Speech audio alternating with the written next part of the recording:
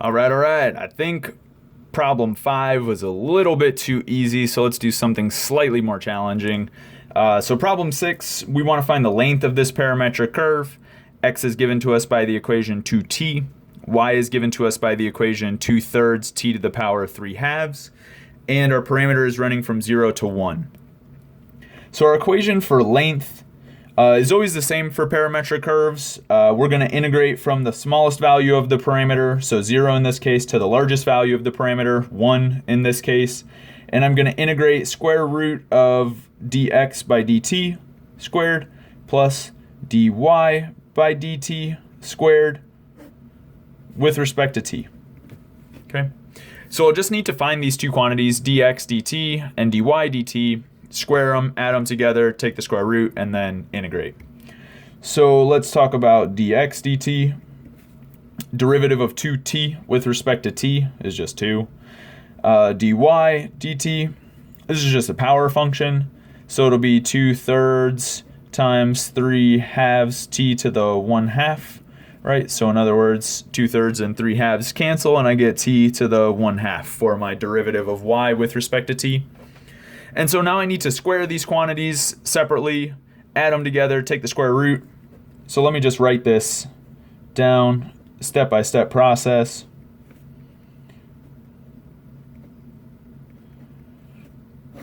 Okay, so I take the square root of 2 and I get 4. I take the square root of t, I take the square of 2 and I get 4. I take the square of t to the 1/2 and I get t. And so I'm looking for the integral of square root of 4 plus t. So I'll write that down.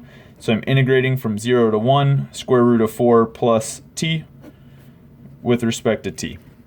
So the easiest way for me to do this is to make a substitution. I'll substitute u equals 4 plus t. And then du is in fact just equal to dt in this case. And so I'll replace my bounds. So when t was equal to 0, u is equal to 4 plus 0. So this is 4. When t was equal to 1, u is equal to 4 plus 1. So this is 5. So I change my bounds, never look back, just work with the new variable now. And then the rest of the stuff here is just square root of u. I don't want to write it as square root of u. I'd rather write it as u to the power 1/2. This is easier to integrate. And then dt is just equal to du, so we just replace them exactly like that. Okay, so now we need to integrate u to the power 1/2. This is just 2/3 u to the power 3/2. And then we need to take values at 5 and 4 and then take the difference. Okay, so this is just 2/3 times 5 to the 3/2 minus 4 to the 3/2. There's not much more we can do with that, honestly. Maybe just write it as 2/3. The cube of 5 is 125, so this is like the square root of 125. Square root doesn't work out terribly nicely. Minus the square root of 4 is 2, and then we can cube that to get 8. And I guess maybe you can even go one step further and say, we know that 125 is 5 squared times 5. So in fact, I can do 5 square root of 5 minus 8 here, multiplied by 2/3. And this is the length of my curve, and that's it.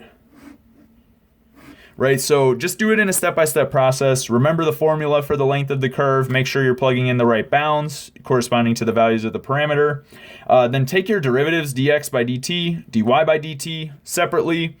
Put them together, square each one of them, add them up, take the square root, work all that out. Maybe there's simplifications in some case. This one was not terribly difficult, so there wasn't all that much to do.